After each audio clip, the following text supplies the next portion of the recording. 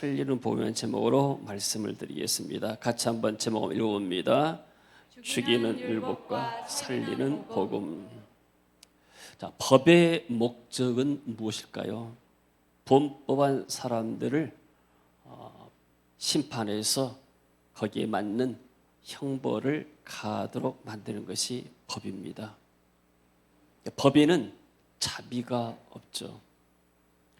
그래서 세상에서도 헌법이 있고 형법, 민법, 상법 여러 가지 법들이 있습니다. 가장 높은 것이 헌법이죠.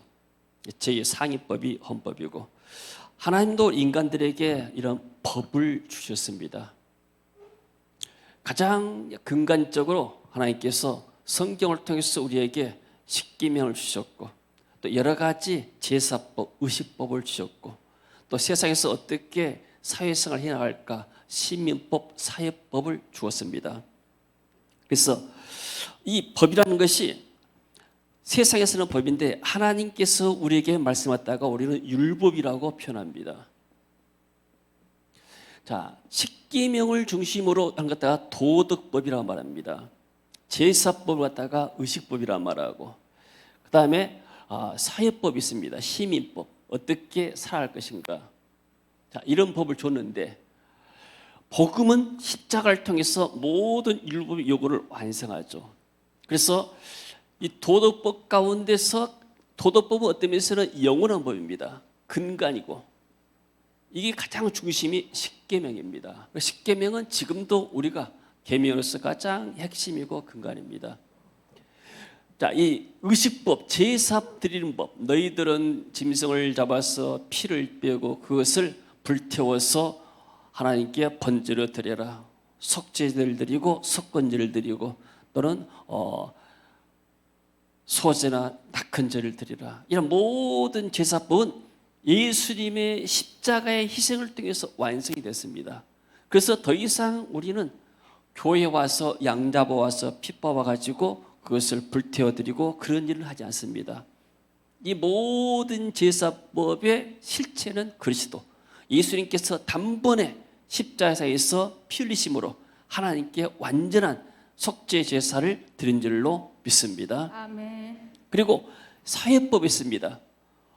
여성들은 교회 올 때 머리에 옷을 쓰고 오라고. 지금도 천주교에서는 뭐 그러죠. 또 이슬람 사람들도 뭔가 이렇게 머리에 쓰고 다니는데, 이런 것들 그 당시의 형편, 또 여성들은 교회 안에서 잠잠해라. 그 당시의 사회 현상에서 일어나는 것들 가운데서 있기 때문에 이런 것들은 사회에 따라서 또 어떤 환경에 따라서 시대에 따라서 바뀔 수가 있습니다. 그래서 시대법은 유동적이기 때문에 이런 가운데 어떤 것들은 지키기도 하고 안 지키기도 하고, 그래서 이 율법은 가장 하나님께서 우리에게 주신 것 가운데서 창세기 2장 17절에 선악과를 먹으면 너희들이 죽는다. 대표적인 율법이죠. 너희들이 이 선악과 먹으면 너희들은 여기는 사망이 온다, 죽음. 그래서 결국은 인간이 아담이 범죄해서 저 사망의 골짜기로 가게 됐죠. 그래서 이 하나님께서 이 법을 주시는데 이 법을 어긴 모든 인간들이 가는 것이 전부 다 하나님의 심판대 앞에 가서 영원한 하나님의 형벌을 받게 되죠. 자, 그래서 이 율법을 통한 복음 외에는 전부 다 세상 사람들은 이제 종교가 있고 어떤 신념이 있습니다. 어떤 사상이 있습니다. 이런 걸 가지고는 길이 없습니다. 율법을 통해서 인간이 죄를 깨닫고 나서 복음 앞으로 나가고 십자가 앞에 나가서 예수님을 영접하고 구원받는 길이 유일한 구원의 방법인 줄로 믿습니다. 북한에 굉장히 많이 다녀오신 한 목사님이 강의한 것을 유튜브를 통해서 들었습니다. 그 가운데 깜짝 놀랄 것이 사도신경을 북한식으로 바꿔버렸대요. 북한 사람들이. 어떻게 바꿨는가 한번 볼까요? 김일성 그이는 하나님의 책이 있대요. 이 목사님 호텔에서, 북한 호텔에서 이 책을 사가지고 와서 보면서 깜짝 놀라가지고 하는 겁니다. 사도신경을 100개 가지고 이것을 막아본 거예요. 전능하사 당과 인민을 영도하시는 김일성 주석을 내가 믿사오며 그 외아들 김정일 동지를 내가 믿사오니 이는 공산당으로 잉태하사 미 제국자들에게 박해를 받으시고 저리로서 인민을 해방하러 오시리라. 아멘. 천벌만을 이 목사님 얘기는 뒤질라고 환장에 나르라고. 참 경상도 사람인데 말할 때 그런 말을 하더라고요. 그러니까 북한의 주체 사상은 사상이 아니고 종교입니다. 김일성 부자를 하나님 자리에도 올려놨잖아요. 이런 나라는 오래가지 못합니다. 세상 정세가 어떻게 변한다고 하나님이 가만두지 않아요. 아멘. 아멘. 하나님을 모욕하는데 하나님 대신에 자기가 올라오지 내가 스스로 하나님이다. 얼마나 교만한 것입니까? 그런데도 지금 1945년에 75년까지 와 있는데 최근에 들어보게 되면 북한에서도 여러 가지 지금 어떤 사태들이 나고 급변한다는 이야기를 들었습니다. 나라의 정세가 어떻게 되는지 관계없이 그것과 상관없이 이렇게 하나님 자리에다가 자신을 올려놓는 것, 하나님이 반드시 심판할 줄로 믿는 것입니다. 아멘.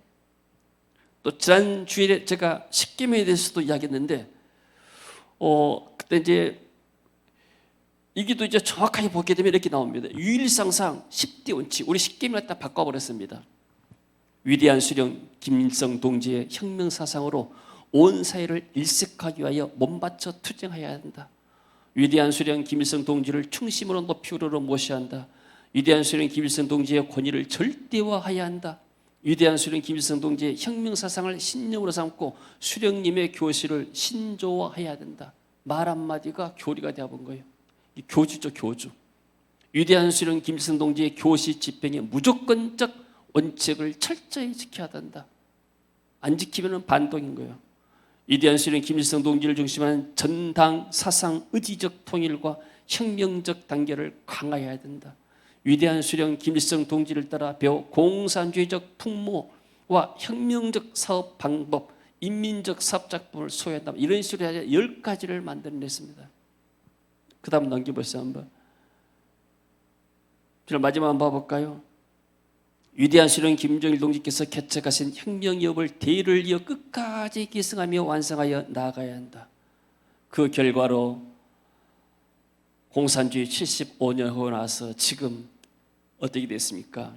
세계에서 가장 악한 나라가 되고 전 세계를 위협하는 핵 보유국이 되고 그리고 가장 가난한 나라 가운데서 가난한 나라 있잖아요. 공산주의는 인간의 자유를 말살하고 억압해오려던 인간의 창의성이 사라져버려요. 그때 발전이 안 됩니다. 서로 경쟁하면서 발전하고 또 이렇게 성장해 가는 것이죠. 근데 발전할 이유가 없는 거예요. 오직 그냥 위에서 시키는 대로만 하면 되는 것이요. 무조건 충성하면 되는 것이요. 이것은 쉽게 말해서 하나의 종교입니다.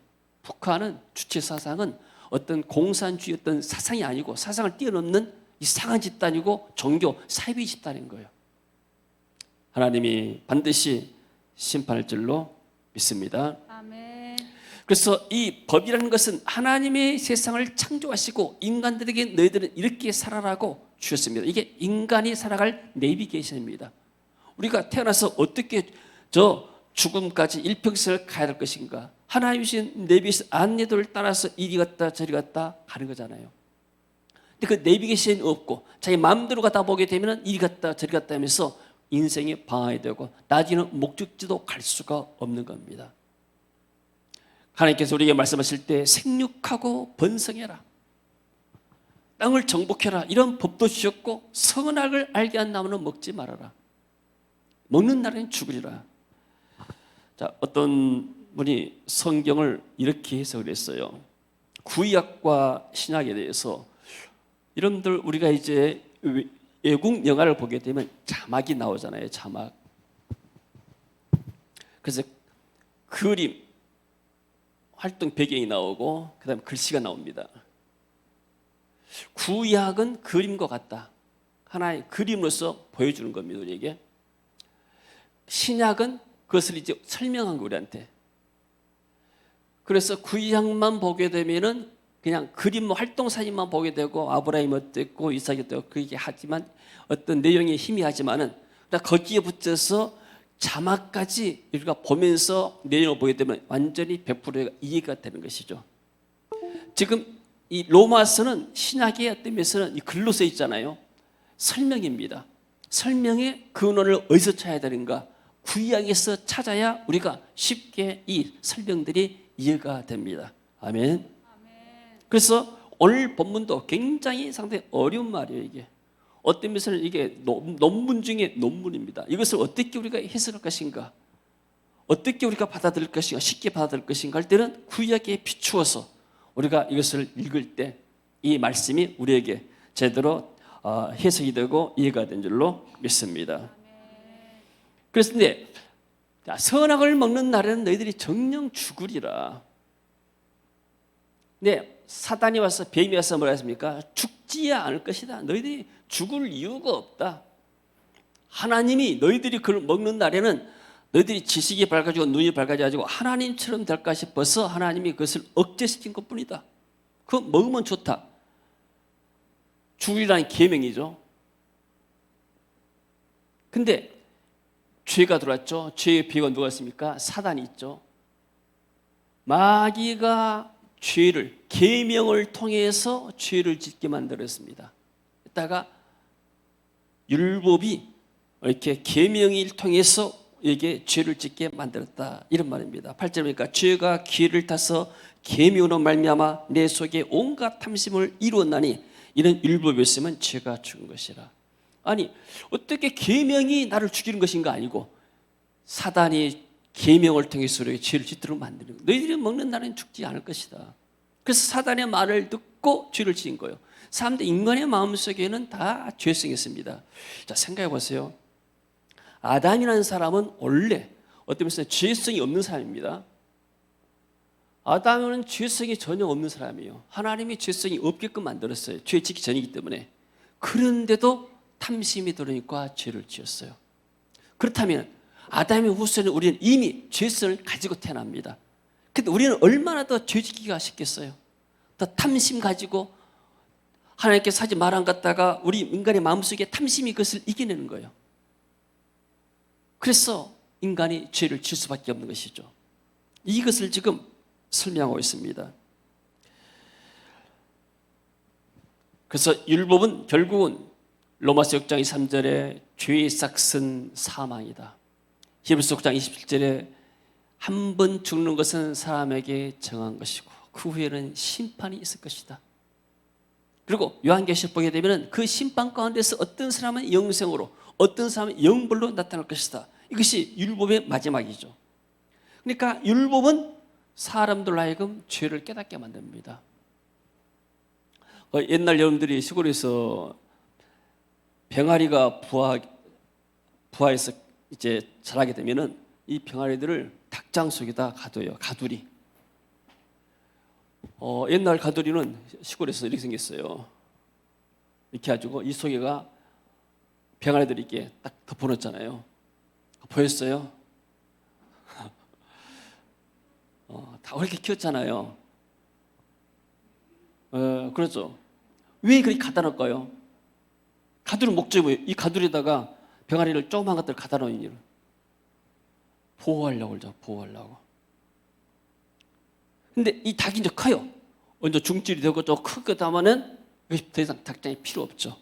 그러면 지 나름대로 이제 나가서 크고 활동하고 나중에 애미도 되고 막 그러잖아요. 이게 뭐냐면은 율법과 같습니다. 이 안에는 자유가 없어요. 딱 갇혀 있습니다. 하나님이 인간을 법 아래다 다 율법 안에 다 가다 놨어요. 너희들은 이 율법 안에 있어야 된다. 근데 이 율법에는 보니까 율법 안에 있으면 모든 사람이 다 죄인이에요. 모든 사람이 죄를 범하였음에 하나님의 영광에 이르지 못하더니 의인은 없나니 하나도 없으며. 아멘. 그래서 여기서 빠져나오는 길이 있다. 유일한 길이 있다. 그게 바로 십자가의 길이에요. 죽음의 법에서, 죄의 법에서, 율법하에서 빠져나오는 길, 오직 예수의 십자가를 통해서 하나님과 화해하고 인간의 모든 굴레 억압에서 벗어나오는 것입니다. 할렐루야. 그러니까 율법이 없으면은 병아리들이 나중에 보호를 받지 못하고 거기서 빠져나올 수 있는 날 필요도 없지만은 죽을 수도 있는 것이고, 그래서 하나님이 인간을 이 법 아래다가 갖다 놨습니다. 또 이것을 사도 바울은 어떻게 표현했는가? 갈라디아에서 보니까 가정교사다, 몽학 선생이다. 지금은 가정교사들이 이렇게 자율이 있지만 옛날에는 종들이 가정교사였어요. 종들 가운데도 공부를 많이 한 사람들, 이런 사람들이 와가지고 그 자유인들, 그러니까 로마 같은 경우에도 마찬가지고 시민이 있고 종들이 있잖아요. 종들이, 하인들이 와가지고 이렇게 주인의 아들들, 자유인들을 가르쳤습니다. 쉽게 말하면 신하들이 왕자들을 가르친 것과 똑같은 거예요. 그러고 나면은 이제 왕자가 공부를 끝나고 나서 왕이 됐어요. 왕이 됐으면 더 이상 이제 가정교사 밑에 있을 수가 없는 것이죠. 이 사람은 어떤 면에서 신하고 종입니다. 왕이 자기 마음대로 이제 모든 정사를 이렇게 펼 수가 있는 것이죠. 자, 이처럼 율법이라는 것은 우리가 그리스도를 만나기 전에, 그리스도 앞에 만나기 전에 우리를 죄로 가두어서 죄를 깨닫게 만듭니다. 내가 죄인이다. 그리고 죄를 깨닫고 나면은 난 이 죄에서 어떻게 벗어날 것인가? 누가 나에게 이 죄와 저주와 가난, 질병에서 빠져나오게 할 것인가? 그래서 그리스도를 찾게 되고 그리스도를 통해서 죄의 문제가 해결받습니다. 아멘. 어떤 인간의 종교나 율법이나 어떤 주의 사상 가지고는 세상에서 죄 문제를 해결할 수가 없습니다. 김일성 부자가 인간의 죄 문제를 해결할 수가 없어요. 자기들도 더구나 세상 사람들의, 자기들 북한 사람들의 식량 문제를 처음에 좀 해결했어요. 근데 지금은 식량 문제도 해결 못해요. 식량 문제도 해결 못하는데 어떻게 영원한 생명의 문제를 해결하겠습니까? 그래서 어리석은 것이죠. 그리고 그 안에 매인 사람들이 얼마나 고통을 받겠습니까? 지금 이게 코로나 사태 때문에 지금 이렇게 많은 나라에서 예배를 못 드리고 있습니다. 우리나라도 지금 50명 이상 예배를 못하게 만들잖아요. 그 성도들이나 목회자들이 예배하고 싶은데 예배하지 못한 것이 얼마나 마음에 고통이 되겠습니까? 예배의 자유가 상실되어 버렸어요. 너무나 어떤 고통스러운 일입니다. 정말로 성도들은 모여서 예배할 때 내 영이 살고 하나님 기뻐하시는데 예배를 못한다. 그래서 만약에 정말로 이렇게 성령이 충만한 사람이 나라에 지도된다면은 다른 모임 같은 것들은 다 이렇게 하지 말지만은, 조심해야 되지만은, 교회 성도들은 방역수칙을 지키면서 나와서 나라를 위해서 기도해 주세요. 이렇게 요청해야 될 줄로 믿습니다. 여러분들이 교회에 모여서 우리가 일반적인 방역수칙을 다 지켜가면서 여러분들이 나라를 위해서 기도해 주세요. 우리가 모여서 정시도 하면서 또 코로나에서도 기도하고 나라를 위해서도 기도하고 하잖아요. 이런 것들이 모아져서 하늘나라에 갈 때 하나님께서 이 모든 기도를 받으시고 우리에게 은혜를 주시고 또 기도에 응답할 줄로 믿습니다. 한국이 무슨 방역을 K방역하고 잘 해가지고 이렇게 됐다 하는데 사실은 어떤 면에서는 교회가 나라를 위해서 기도한 거예요. 그리고 또 그동안에 한국의 이런 어떤 의료 시스템이 그동안에 잘 구축이 되어 있습니다. 그나마나. 그렇기 때문에 지금 이런 어려운 가운데서도 한국교회가 그나마 기도할 수가 있게 되고 예배할 수가 있는 줄로 믿습니다. 할렐루야. 자, 그래서 이 죄의 법이 있습니다. 율법과 복음. 그러면 나는 내 속에 이제 두 가지 사람이 살아납니다. 옛사람이 뭡니까? 육신이라고, 옛사람을 갖다가 육신의 사람. 새 사람을 갖다가 영의 사람이란 말입니다. 성령의 사람. 그러면 육신의 사람은 옛날에 율법 아래 있을 때, 율법의 아래 있을 때 죄의 사람입니다. 여기는 이제 복음 안에서 그리스도 안에 있죠. 영의 사람은 의의 사람이고 이걸 갖다가 사도 바울이 2절 3절에서 어떻게 비유했는가? 결혼에 비유했어요. 자, 결혼해서 남편과 아내가 있습니다. 옛날에는 모든 것이 남성 위주였습니다. 그래서 여성이 굉장히 불리했습니다. 결혼해서.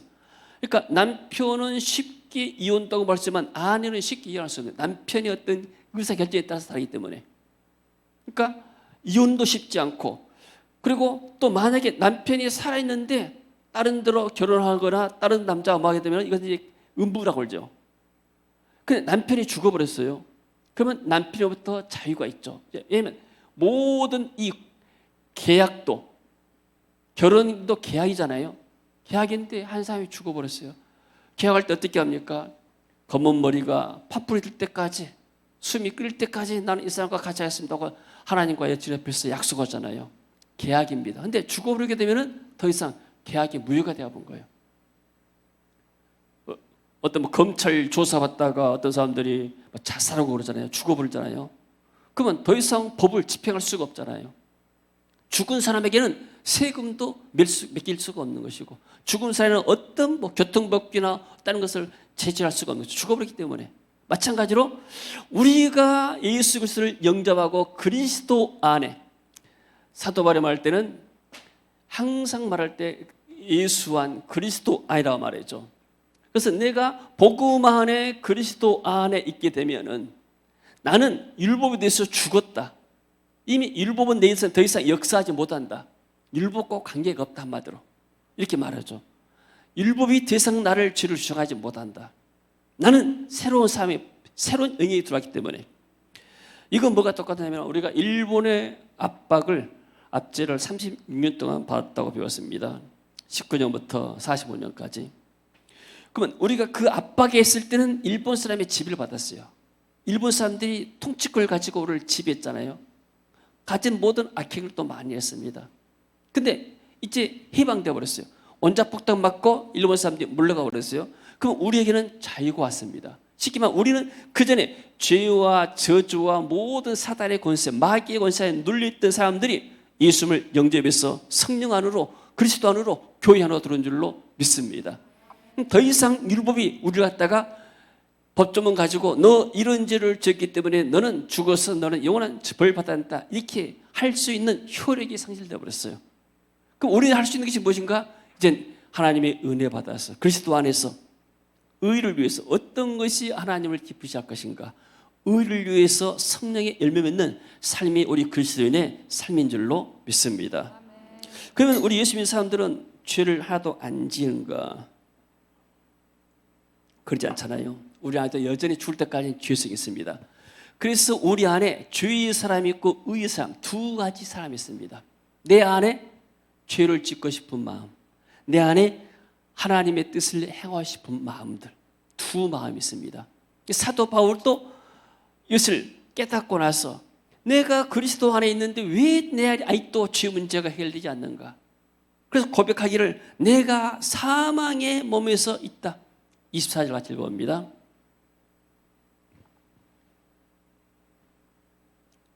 24절 같이 읽습니다. 오라 나는 곤고한 사람이로다. 이 사망의 몸에서 누가 나를 건져내랴. 내가 율법에 눌렸을 때 여기서는 죄를 안 질 수가 없고 있는데 내가 이 율법의 죄의 몸에서, 죄는 결국 사망이죠. 사망의 길로 가는 겁니다. 누가 나를 건져내라? 그리스도 예수께서 나를 건져내실 것이다. 그래서 나는 그리스도 안에 있는데 그러면 내 안에 여전히 두 사람이 있어요. 죄의 사람이 있고 의의 사람이 있고, 이게 싸움인 거예요. 그래서 어떤 문제가 생기는가? 두 사람이 있어요. 그러면은 우리가 예를 들어서 검은 개하고 하얀 흰 개가 있어요. 쌍둥이입니다. 둘이 싸우면 누가 이길까요? 둘이 싸우면 힘 있는 놈이 이기죠. 쌍둥이여도 밥을 많이 먹고. 내가 하나님의 은혜를 많이 입고 나면 죄를 이길 수 있는, 죄를 억누를 수 있는 힘이 내게 생기는 거예요. 아멘. 내가 하나님 은혜 받지 못하게 되면 항상 이 어두운 마음들이 내 말 눌러서 버려요. 우울증 걸린 사람들이 많이 있잖아요. 이 사람들이 스트레스 때문에 많은 사람들이 우울증을 걸리죠. 더나 또 코로나 사태 때문에 활발히 움직일 수 없으니까 사람들이 많이 어두워지게 됩니다. 그러면 어두워지게 되면 마음에 온갖 나쁜 생각들이 많이 듭니다. 부정적인 생각들이 많이 들게 되죠. 그러나 내가 하나님에 와서 예배하고 하나님이 나를 사랑하사 십자가에서 죽으셨구나. 세상에 나 같은 벌레만도 못한 인간을 위해서 주님이 나를 위해서 십자가에 못 박혀 죽으셨다니 내가 그 은혜에 너무나 감사하다. 이렇게 하나님을 찬양하고 감사할 때 내 마음이 회복이 되고 내 마음이 밝아지는 거예요. 이었다가 뭐냐면 은혜라고 합니다. 그래서 우리 그리스도인은 하나님의 은혜가 충만해야 죄를 이기고 세상을 이길 줄로 믿습니다. 아멘. 그 은혜를 볼 수 있는 가장 좋은 길이 이 예배란 말이에요. 일주일에 살아가면서 어디서 우리가 이런 은혜를 있겠습니까? 물론 부분적으로 우리가 혼자 성경 읽고 기도하고 날마다 하죠 우리가. 그러나 신앙생활 것은 교회라는 것은 나 혼자만 있는 것이 교회가 아닙니다. 두세 사람 이상이 모인 곳이 교회인 줄로 믿습니다. 아멘. 모일 때 성령이 역사하십니다. 두세 사람이 모인 그곳에 나도 너희들과 함께 있느니라. 아멘. 그래서 기독교의 생명은 예배입니다. 예배가 없는 교회라는 것은 어쩌면 기능을 상실해 버립니다. 아무리 큰 장갑차가 있고 아무리 비싼 차가 있다 하더라도 거기에 어떤 에너지가 없고 가스가 없게 되면 안 가는 것처럼 무용지물입니다. 비록 작은 차를지라도 그 안에 엔진이 살아있고 가스가 있고 돌아가게 되면 활동하게 되면 그게 오히려 운송 이동에는 좋은 것이죠. 교회가 얼마나 크고 얼마나 많이 머니냐 이게 중요한 게 아니에요. 교회가 제 기능 역할을 감당하느냐 못하느냐 그게 중요합니다. 그래서 우리 성도들은 항상 하나님의 은혜를 사모하시기를 바랍니다. 아멘. 은혜가 있어야 우리가 승리할 줄로 믿습니다. 아멘. 구약에도 이런 사람이 있었어요. 항상 죄와 싸우는 사람이 있었습니다. 그 가운데 특별히 우리가 할 수 있는 것은 예를 든다면 야곱이라는 사람. 이 사람은 굉장히 자아가 강했던 사람이에요. 쉽게 말하면 어떤 면에서는 인간의 욕심이 굉장히 많은 사람이에요. 자아성취. 이 사람은 하나님께 선택받은 어머니 태로부터 선택받은 사람이에요. 큰 자보다도 어린 자가 더 나을 것이다. 큰 자가 어린 자를 섬길 것이다. 이미 하나님의 뱃속에서부터 네가 영적인 장자권이 장자를 될 것이다. 이런 하나님의 어떤 말씀을 들었습니다. 또 어머니부터 그것을 다 주시겠죠. 그런데도 이 사람이 사기를 친 것이 이름이 사기꾼인데 거짓으로 속여갔습니다. 형을 속이고 아비를 속였죠. 속여서 결국은 나중에 20년 동안 고난을 받습니다. 근데 야곱이 도망가면서 뭐예요? 돌베기 배워 자다가 꿈에 천사들이 하늘에서 내려와서 오랑내랑새를 보게 되고 하나님을 만나고 하나님의 음성을 듣습니다. 그러니까 야곱은 구원받은 사람이에요.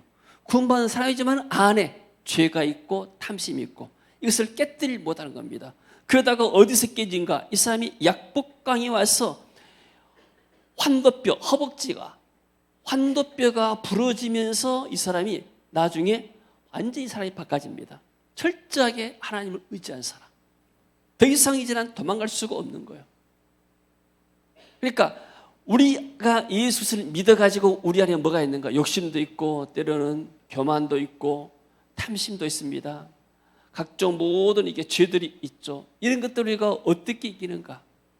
하나님이 내 자아를 깨뜨릴 때, 자아가 깨어질 때, 내 안에 성령의 법이 내게 날 주장한 줄로 믿습니다. 아멘. 내가 너무 강하면, 껍질이 강하면 뚫고 들어갈 수가 없는 거예요. 내가 어떤 생각, 사상, 신념으로 똘똘 뭉쳐있으면 복음 들하기 어려운 겁니다. 그러니까 특히 북한의 주체사에 빠져버리게 되면 김일성만이 부자만이 최고다 하게 되면 하나님처럼 여기게 되면 이런 사람들 속에 뭐가 들어가서 안 들어갑니다.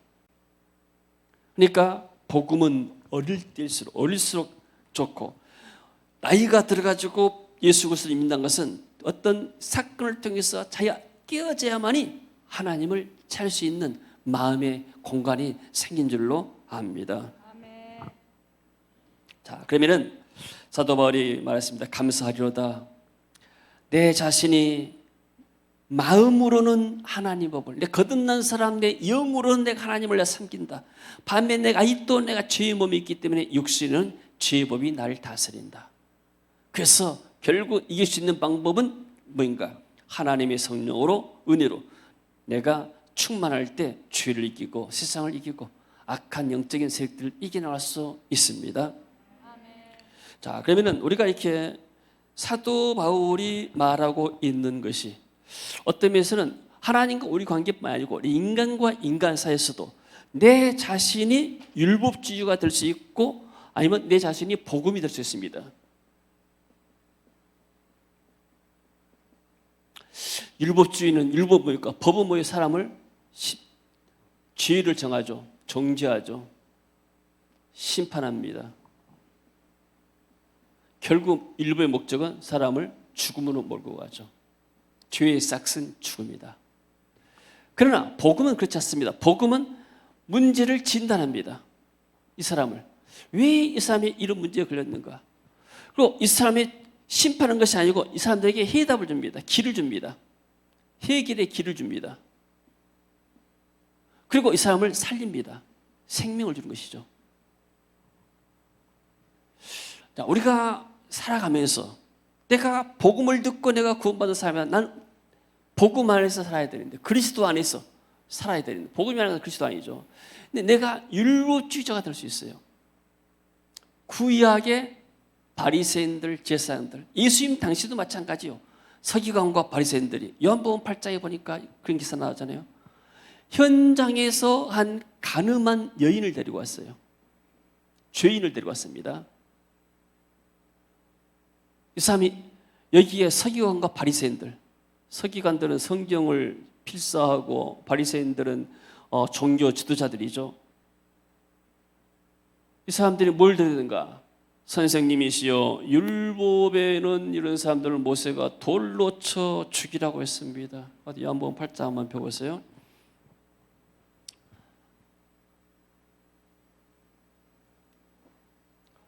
(3절에) 보니까 같이 봅니다. 서기관들과 바리새인들이 음행 중에 잡힌 여자를 끌고 와서 가운데 세우고 4절 예수께 말하되 선생이여 이 여자가 간음하다가 현장에서 잡혔나이다. 모세는 율법에 이러한 여자를 돌로 치라 명하였거니와 선생은 어떻게 말하겠나이까? 자, 죄를 지면은 모세 율법에는 돌로 쳐 죽는다. 율법의 목적, 결국 율법의 종착지는 죽음입니다. 사망이죠. 사망. 사도 바울이 말하는 사망입니다. 그러면 예수님은 당신은 지금 이 여자에 대해서 어떻게 하겠습니까? 당신이 모세 율법을 따를 것입니까? 안 따를 것입니까? 예수님을 코너로, 딜레마로 이렇게 빠지게 만들기 위해서 공격하는 겁니다. 율법을 이용해가지고. 만약에 예수님께서 모세의 돌로, 율법대로 돌로 쳐 죽여라. 그러면 예수님은 무자비한 분이다. 이렇게 비난할 것이고, 죽이지 말아라 해도 당신은 모세 율법을 어기네요. 이래가지고 책망하려고, 책 잡으려고. 그때 예수께서 뭐라고 하십니까? 6절 같이 읽어봅니다. 그들이 이렇게 말함은 고발할 조건을 얻고자 하여 예수를 시험함이로라. 예수께서 몸을 굽히사 손가락으로 땅에 쓰시니. 땅에 손가락으로 땅을 쓰는데 땅에다 무슨 글씨를 썼을까요? 우리가 모르죠. 아마 제일로 말한 서기관의 죄를 갖다 먼저 썼을 것 같아요. 너 서기관, 너 고발한 니놈 언제 어디서 뭐 됐고 시기 몰랄로 몰래 카메라 비디오를 다 보였지 않을까 그 생각 들어요. 뭔가 쓰셨어요. 뭔가 내용은 모릅니다. 그러면서 예수께서 뭐라고 말씀하세요? 너희 가운데서 죄가 없는 자가 먼저 돌을 들어서 쳐라. 얼마나 명언입니까? 누가 이런 말을 상상했겠습니까? 하나님의 지혜의 말씀이죠. 율법의 목적을 정확히 알고 있는 예수님만이 할 수 있는 말씀입니다. 아멘. 아멘. 율법으로서는 의롭담을 받을 사람이 없다. 죄 없는 사람이 먼저 돌로 치라.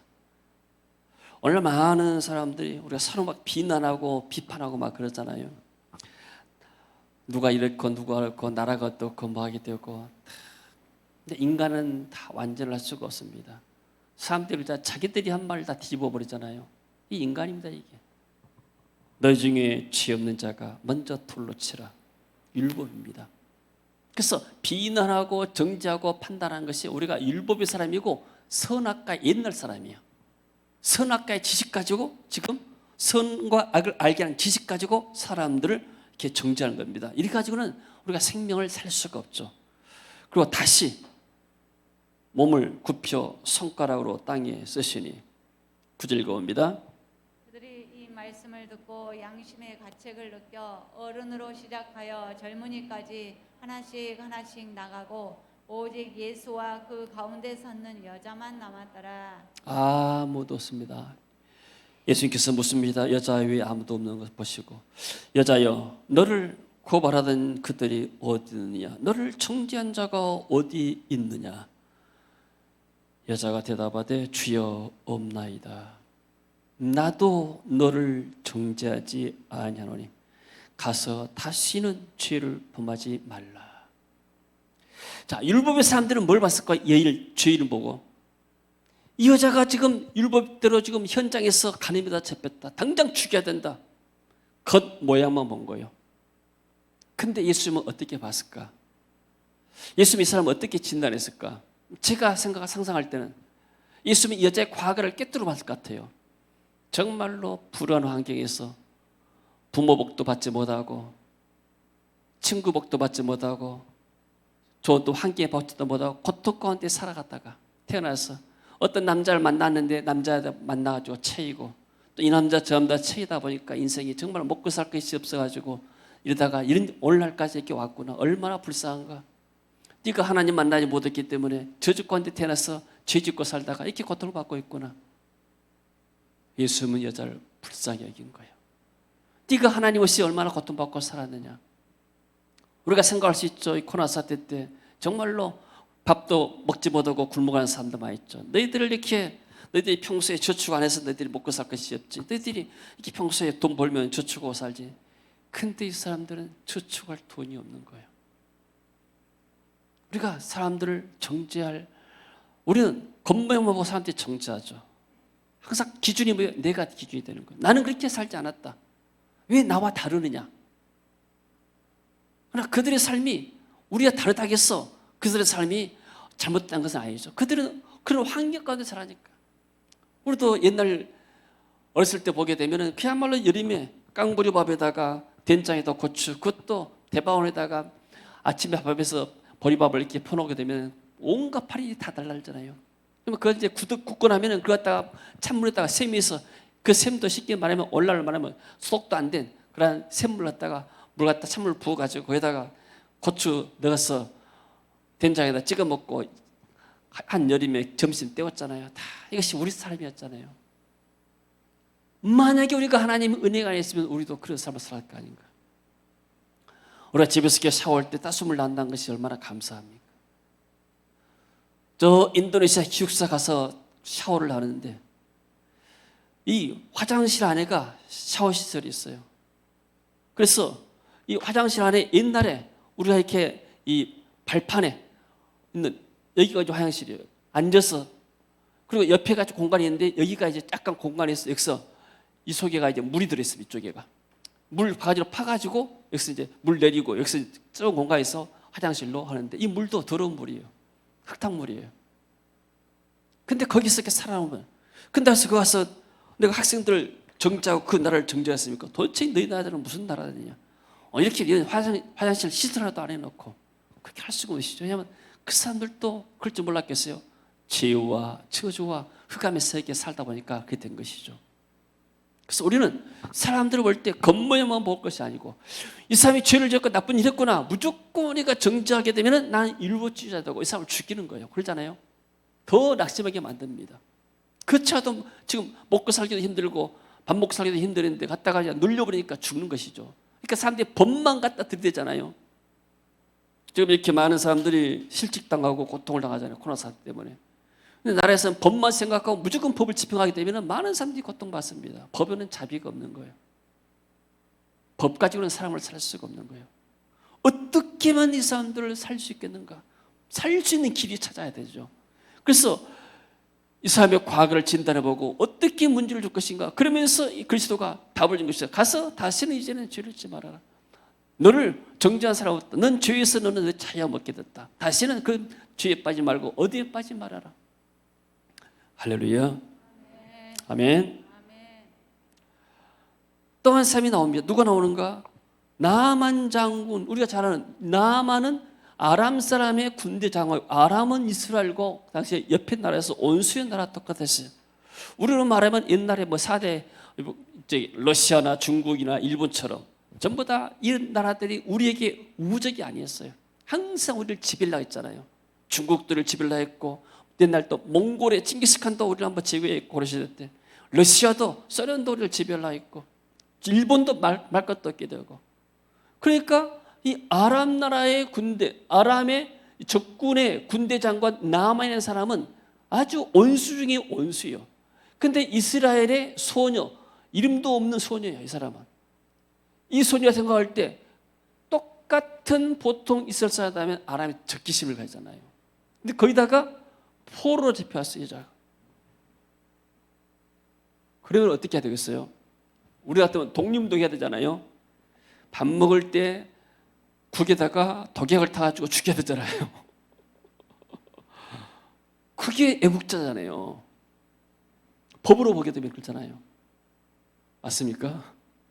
우리나라도 이토 풍신수계 이토범인가 누구 안중근사가 죽였잖아요. 의사가 됐잖아요. 나라 독립에서 악한 사람들 죽여야 됐잖아요. 그래가지고 독립운동했던 발판이 됐잖아요. 근데 이 사람 어떻게 했을까요?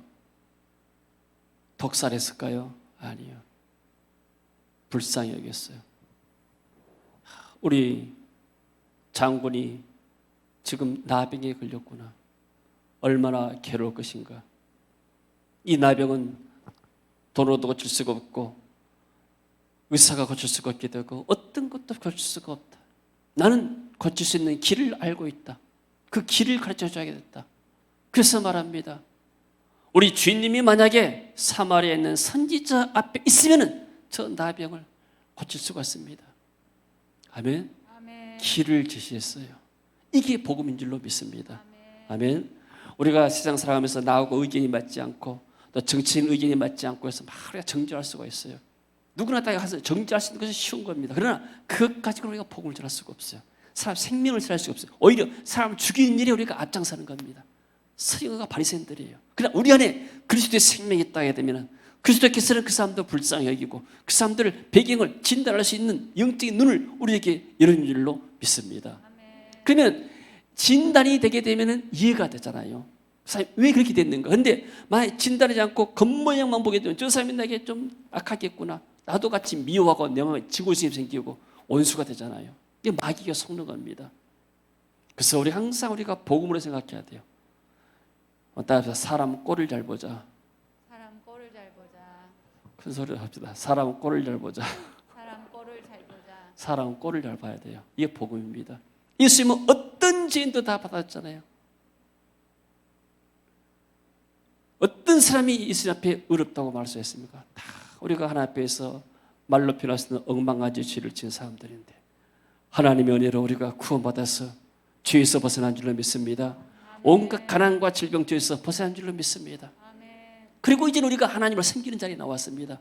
주일이면 나와서 하나님을 예배하고 현장에 나가서 또 기도하고 직장에서도 기도하고 또 그들에게 팀 있으면 전도하고 또 우리가 힘만 닦이고 문만 여시게 되면 또 우리가 선교하고 이런 일을 하지 않습니까? 할렐루야. 우리가 지난 1월 달과 2월 달에 올해 우리가 한 3주 동안 필리핀에 사역을 했습니다. 저 위에 있는 이쁘카이라는 굉장히 북쪽 지대에 가서도 우리가 한 주 동안 사역하고 또 그 밑에 나오는 다쿠판 이쪽에 또 달라 이쪽에 와서도 사역을 했는데 지금 생각해 보게 되면은 참 그것이 하나님의 은혜였고 다시 또 언제 그런 기회가 올 것인가 너무나 이렇게 생각이 납니다. 하나님께서 우리 교회에 그런 기회를 주셨기 때문에 우리가 선교할 수 있고 정말로 복음을 전할 수 있는 문이 열렸잖아요. 그럼 하나님 문 안 여니까 할 수가 없는 겁니다. 인간이 할 수 있는 것이 별로 없어요. 하나님이 엮어 말해주고 문 열 때 우리가 잠깐 봉사하고 섬기는 거. 근데 그런 것들이 하늘나라에서 우리에게 아름답게 남은 줄로 믿습니다. 아멘. 우리가 이렇게 코로나 많이 했으면 우리가 5월달과 10월달에 2차 정도 주님께 하려고 하잖아요. 근데 코로나 사태 때문에 우리가 할 수가 없게 되는데 우리가 작년에도 한 2차례 했습니다. 지금 생각해보면 그게 너무나 아름다운 추억들이 되잖아요. 그 오신 분들이 와서 한국 와서 2주 동안 있는 이 기간들을 잊지를 못하는 거예요. 왜요? 하나님의 은혜가 그들에게 임했기 때문에. 더구나 이 움직일 수 없는 상황 속에서 참 우리가 한국에 가고 싶다. 그런 마음들이 얼마나 많은지 모릅니다. 하나님께 다시 우리에게 성교에 물려주시게 되면은 또 우리는 최선을 다해서 우리가 복음을 전하는 일에 앞장서야 할 줄로 믿습니다. 할렐루야. 자, 율법의 역할은 죄인이 죄를 깨닫고 그리스도 앞에 나아갑니다. 우리가 예수 믿고 살아가지만 때로는 탐심에 이끌려서 많이 우리가 하나님을 거역할 때가 있고 죄를 질 때가 있습니다. 그럴 때 율법을 통해서 깨닫습니다. 아, 내가 또 이렇게 하나님의 법을 어겼구나. 내가 욕심들이겠구나. 그래서 다시 교회 와가지고 주님, 내가 이렇게 생각으로, 마음으로, 입술로, 내 행함으로 잘못된 것들 주님 보혈로 덮으시고 나를 용서하시고 오늘 새 은혜를 내게 주옵소서. 내가 죄를 이기고 세상을 이길 수 있는 믿음과 은혜를 주옵소서 기도하지 않습니까? 그런 기도의 마음에 또 회개한 마음에 하나님께서 우리에게 은혜를 줄 줄로 믿습니다. 율법은 거울과 같습니다. 하나님이 사람들에게 거울을 주신 목적이 뭡니까? 거울은 보고 내 자신을 되돌아오면서 아침에도 우리가 거울 보지 않습니까? 근데 거울 가지고 다른 사람 비친 사람에 대해서 봐라. 네 얼굴 봐봐라. 네 얼굴이 생겼는가? 그럴 필요 없잖아요. 율법 가지고 다른 사람에 들이댈 필요가 없는 거예요. 내 자신만 들이대면 되는 겁니다. 아멘. 율법 볼 때는 나를 보고 그리고 사람 볼 때는 복음의 눈으로 보고 그럴 때 우리가 복음 전하는 사람이 되어질 줄로 믿습니다. 오늘 이번 주간도 성령으로 충만받고 하나님 원하시는 아름다운 열매 맺는 복된 삶이 이어지기를 주의 이름으로 축원합니다. 하나님 은혜를 감사드립니다. 우리가 율법으로 말미암아서는 죽을 수밖에 없지만은 그러나 하나님께서 우리가 율법에서 해방돼서 그리스도와 연합되게 만들고 그리스도 안에 있게 하심을 감사합니다. 이제는 새 생명 가운데서 우리가 살게 되었사오매 그리스도의 생명 우리 안에 넘치게 하시고 하나님의 은혜가 넘쳐나서 죄를 이기고 세상을 이기고 마귀를 이기고 그리고 우리가 하나님 원하시는 복음 전하는 삶을 살도록 주님 축복하시고 역사하여 주옵소서. 오늘 이번 주간에도 하나님께서 우리에게 큰 승리를 줄 줄로 믿습니다. 예수님 이름으로 기도합니다. 아멘. 자, 우리